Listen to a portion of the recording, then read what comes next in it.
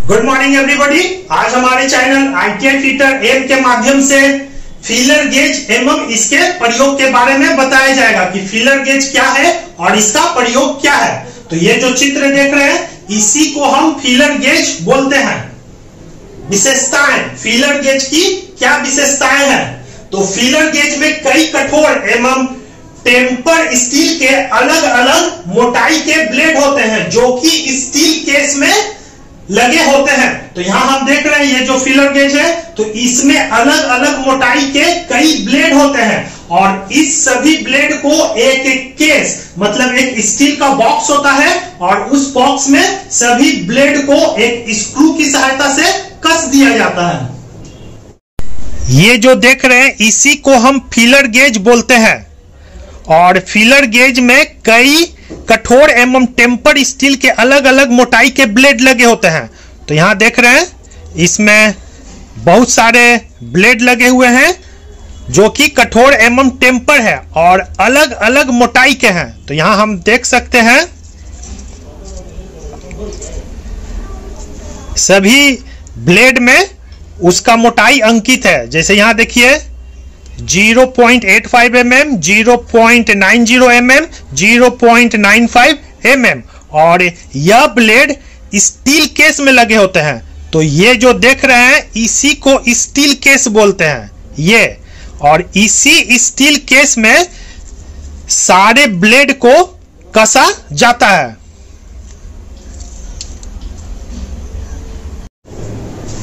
प्रत्येक पत्तियों मतलब ब्लेड में उसके मोटाई अंकित होते हैं।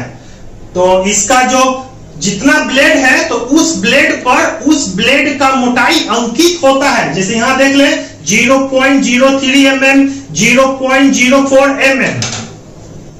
फीलर गेज के प्रत्येक ब्लेड पर उसकी मोटाई अंकित होती है। तो यहां हम देख रहे हैं इसके प्रत्येक ब्लेड पर यह कितना मोटा ब्लेड है वह अंकित होता है। जैसे यहां देखिए 0.55 mm, 0.60 mm, 0.65 mm। तो इसी तरह प्रत्येक ब्लेड पर ब्लेड की मोटाई अंकित रहती है।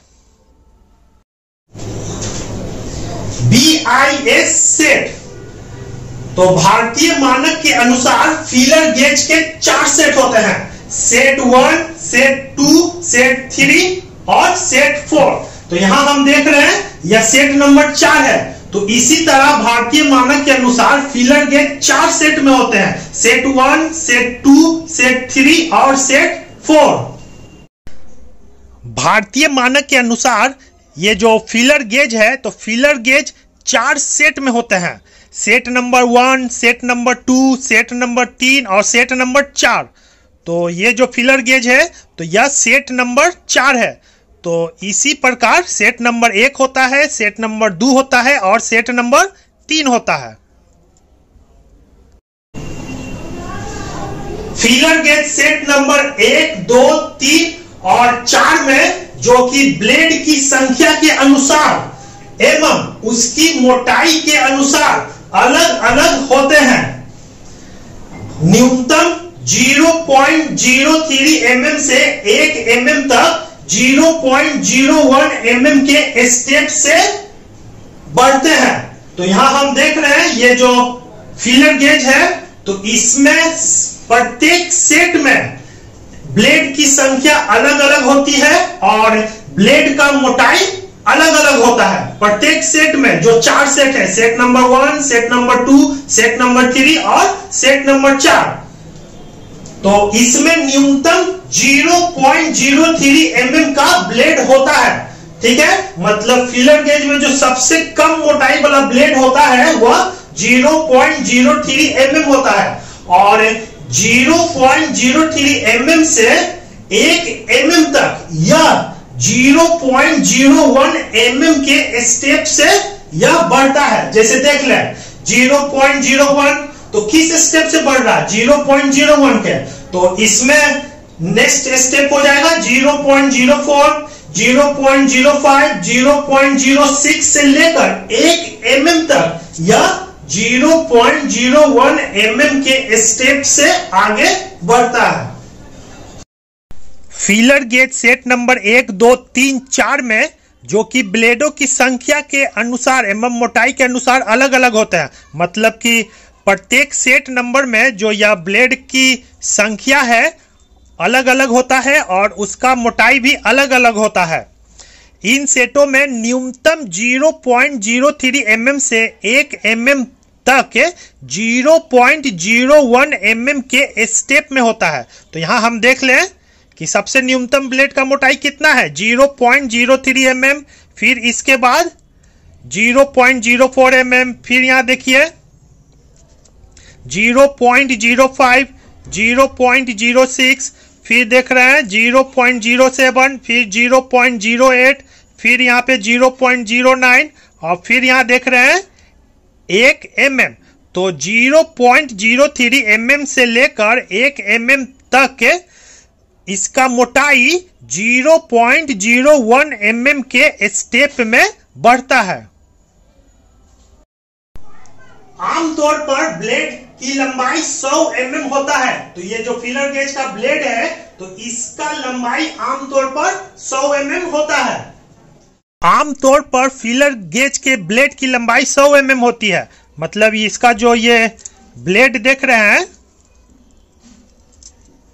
ये जो ब्लेड है तो इस ब्लेड का जो लंबाई है यह 100 mm होता है।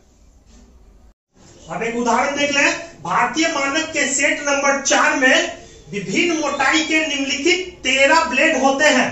तो ये जो देख रहे हैं सेट नंबर 4, तो इसमें विभिन्न मोटाई के 13 ब्लेड होते हैं। तो यहां देख लें 1 2 3 4 5 6 7 8 9 10 11 12 13, टोटल कितना ब्लेड है 13। और इस 13 ब्लेड का मोटाई अलग अलग होता है।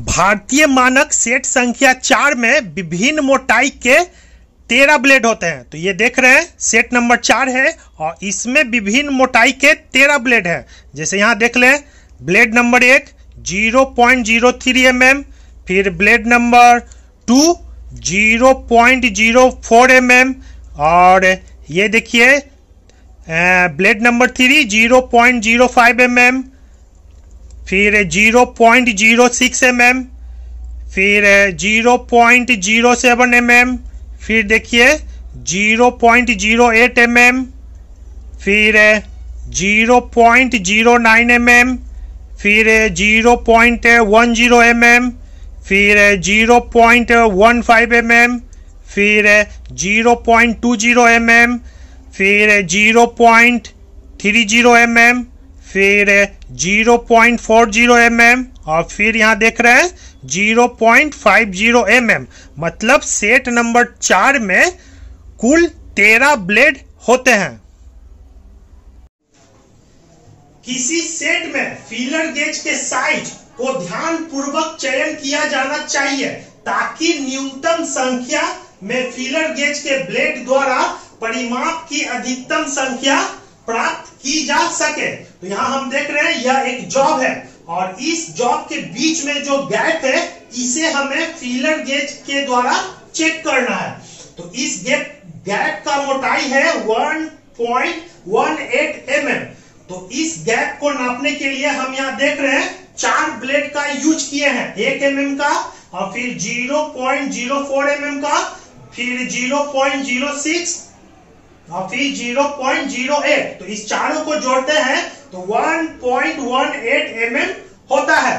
तो यहाँ हम इस माप को नापने के लिए 4 ब्लेड का उपयोग किया है, लेकिन अगर इससे कम ब्लेड का उपयोग से इस गैप को नाप सकते हैं तो उसे प्रयोग करना चाहिए। तो यहाँ हम देख रहे हैं यहाँ पर 3 ब्लेड का प्रयोग करके, जैसे ब्लेड पहला जो है वह 1 mm का है, दूसरा ब्लेड का मोटाई 0.15 mm, तीसरा का 0.03 mm का प्रयोग करके हम 1.18 mm लाते हैं। तो यहाँ हम 4 ब्लेड का उपयोग न करके सिर्फ 3 ब्लेड का उपयोग करके इस गैप को हम चेक कर सकते हैं। तो इसीलिए यहाँ बोला जा रहा है कि न्यूनतम संख्या में फीलर गेज के ब्लेड द्वारा परिमाप की अधिकतम संख्या प्राप्त की जा सके। किसी सेट से फीलर गेज के साइज को ध्यानपूर्वक चयन किया जाना चाहिए ताकि न्यूनतम संख्या में फीलर गेज के ब्लेड द्वारा परिमाप की अधिकतम संख्या प्राप्त की जा सके। मतलब यहां हम देख रहे हैं इस जॉब का क्लियरेंस है 0.24 mm। तो इस साइज को हमें फीलर गेज के द्वारा चेक करना है। तो यहां हम दो तरह से चेक कर सकते हैं। एक 4 ब्लेड का प्रयोग करके 0.24 mm बनाया गया है और यहां 2 ब्लेड का प्रयोग करके 0.24 mm बनाया गया है।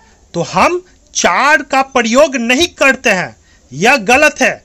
हम जितना कम संख्या में ब्लेड का प्रयोग करके यह माप प्राप्त करते हैं वह सही होता है। तो यहां हम देख रहे हैं 0.24 mm को कंप्लीट करने के लिए हम 2 ब्लेड ही लेंगे। एक हो गया हमारा 0.04 mm, तो यहां देख रहे हैं 0.04 mm, और दूसरा हो गया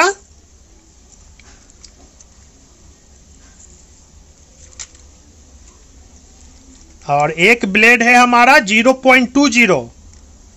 तो ये हो गया हमारा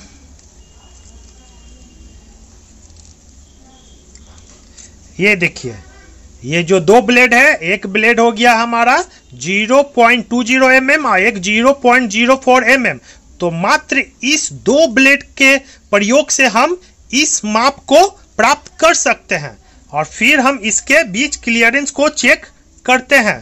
तो याद रखिएगा कि हमेशा कम ब्लेड के प्रयोग से ही माप को कंप्लीट करें, ज्यादा ब्लेड का प्रयोग न करें। जिस परिमाप को जांच किया जाना है उसकी मोटाई और प्रयुक्त की जाने वाली ब्लेडों की मोटाई लगभग बराबर होनी चाहिए। तो यहां हम देख रहे हैं यह एक जॉब है और इस जॉब के बीच जो गैप है इसका मोटाई है हमें 1.18 mm। मतलब इस गैप का जो मोटाई 1.18 mm है, तो इस गैप के लिए जांच होने वाला ब्लेडों का कुल मोटाई भी 1.18 mm होना चाहिए। तो यहां हम देख रहे हैं इस गैप को जांच करने के लिए 3 ब्लेड का प्रयोग किया गया है, 1 mm का और 0.15 mm का और 0.03 mm का। तो तीनों को मिलाकर आता है 1.18 mm।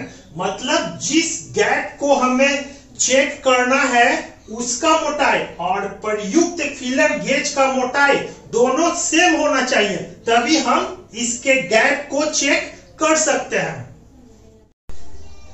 जिस परिमाप को जांच किया जाना है तो उसकी मोटाई और प्रयुक्त की जाने वाली पत्तियों की मोटाई लगभग बराबर होनी चाहिए।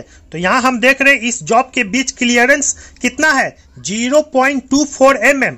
तो इस जॉब के क्लियरेंस को जांच करने के लिए जो पत्तियां या ब्लेड हम प्रयुक्त करते हैं उसका मोटाई भी 0.24 mm होना चाहिए। तो यहां हम देख रहे हैं इस ब्लेड का जो मोटाई है 0.20 और 0.04 mm है और इस दोनों को जोड़कर इस माप को कंप्लीट किया गया है। मतलब जिस माप को चेक करना है और जो ब्लेड उपयोग किया गया है दोनों का मोटाई सेम होना चाहिए। इन ब्लेड को निकालते समय हल्का खिंचाव का अनुभव होता है। तो जब हम इसके गैप में फीलर गेज के ब्लेड को घुसाते हैं और घुसाकर जब हम उसे निकालते हैं तो हल्का सा खिंचाव महसूस होता है। जब हम किसी जॉब के क्लियरेंस को चेक करते हैं फीलर गेज के ब्लेड के द्वारा, तो इस ब्लेड को जब हम अंदर घुसाते हैं और जब हम इसे निकालते हैं तो निकालते समय हल्का सा खिंचाव का अनुभव होता है।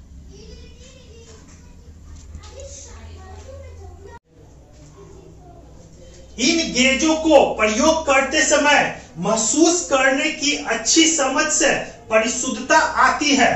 मतलब जो यह फीलर गेज है तो फीलर गेज का उपयोग बार बार करते समय तो हमें एक स्किल प्राप्त हो जाता है। मतलब महसूस करने का एक अच्छी समझ आ जाता है। तो इससे हमें परिशुद्धता प्राप्त होती है। मतलब जो एक नया वर्कर है, अगर हम उसे बोलेंगे कि फीलर गेज द्वारा इस गैप को चेक करें, तो उसके पास अनुभव की कमी होने के कारण परिशुद्धता नहीं आएगा। और जो एक स्किल वर्कर है, तो वह फीलर गेज के द्वारा जिस जॉब को नापता है, तो वह एक स्किल वर्कर है, तो उसमें अनुभव है, तो अनुभव होने के कारण वह अधिक परिशुद्धता से इस गैप को जांच सकता है। इन गेजों के उपयोग करते समय महसूस करने की अच्छी समझ से परिशुद्धता आती है। मतलब इसके बीच जो क्लियरेंस हमें चेक करना है, तो इसमें काफी अनुभव की आवश्यकता पड़ता है। अगर हमारे पास अनुभव अच्छा होगा तो हम इस क्लियरेंस को अच्छी परिशुद्धता से चेक कर सकते हैं।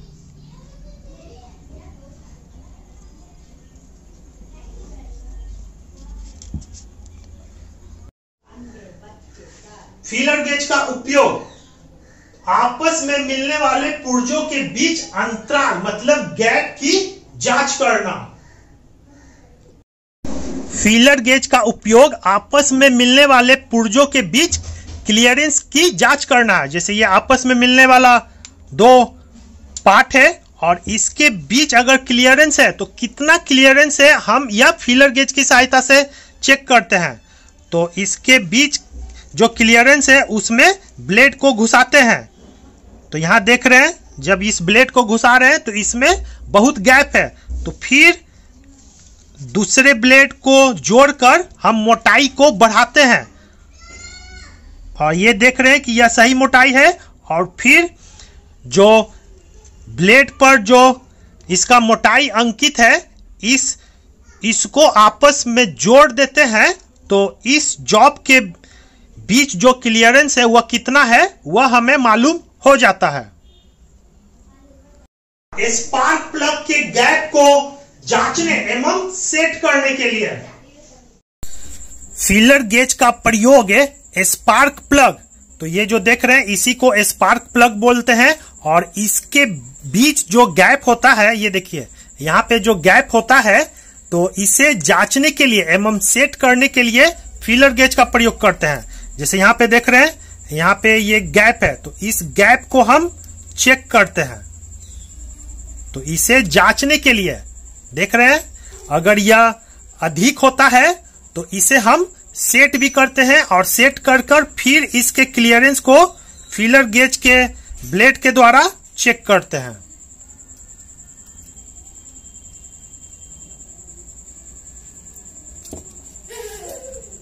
तीसरा, फिक्सचर में लगे सेटिंग ब्लॉक और जॉब को मशीनिंग करने हेतु कटर टूल के बीच अंतराल को सेट करने के लिए इसी को मिलिंग मशीन बोलते हैं। ये जो देख रहे हैं, तो यह एक मिलिंग मशीन है।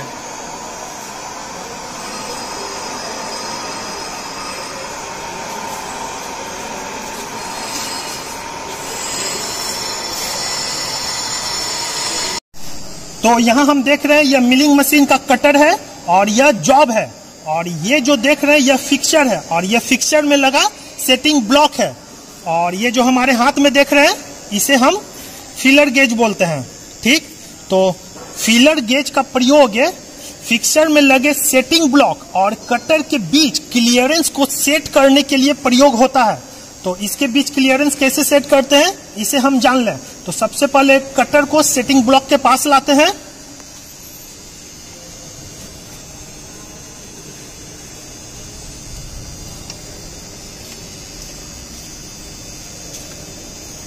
तो यहां हम देख रहे हैं कटर सेटिंग ब्लॉक के पास आ गया और अब हम इसे ऊपर उठाते हैं।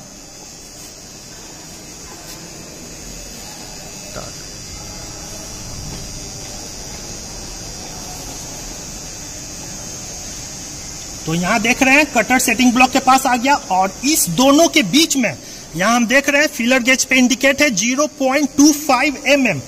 तो 0.25 mm फीलर गेज ब्लेड लेकर हम इसके बीच क्लियरेंस को सेट करते हैं।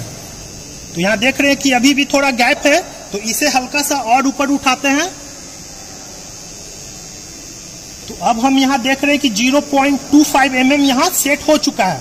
तो अब ये जो ब्लेड है इसे अब हम साइड से भी इसका क्लियरेंस चेक करते हैं। तो यहाँ हम देख रहे हैं कि साइड से भी जो क्लियरेंस है 0.25 mm का वह सेट हो चुका है। तो यहाँ यही चीज बताया जा रहा है कि ये जो फीलर गेज है, तो फीलर गेज का प्रयोग है जॉब को, तो यहाँ जो देख रहे हैं जॉब को मशीनिंग करने के लिए फिक्सचर में लगे कटर और सेटिंग ब्लॉक के बीच क्लियरेंस को सेट करने के लिए फीलर गेज का प्रयोग किया जाता है।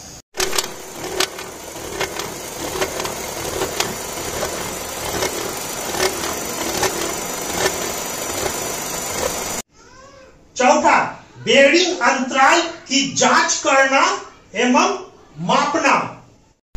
ये जो बेयरिंग है, तो बेयरिंग अंतराल मतलब बेयरिंग क्लियरेंस की जांच भी हम फीलर गेज के द्वारा करते हैं। तो इसके बीच कितना क्लियरेंस है, तो इसे हम फीलर गेज की सहायता से भी चेक करते हैं।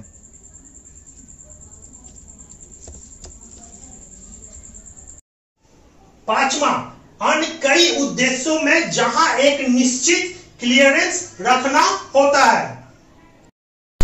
फीलर गेज का प्रयोग अन्य कई उद्देश्यों में होता है जहां एक निश्चित क्लियरेंस रखना होता है। जैसे ये दो पार्ट है और इस दोनों पार्ट के बीच एक निश्चित क्लियरेंस को रखना है, तो इसे हम फीलर गेज की सहायता से चेक करके रख सकते हैं।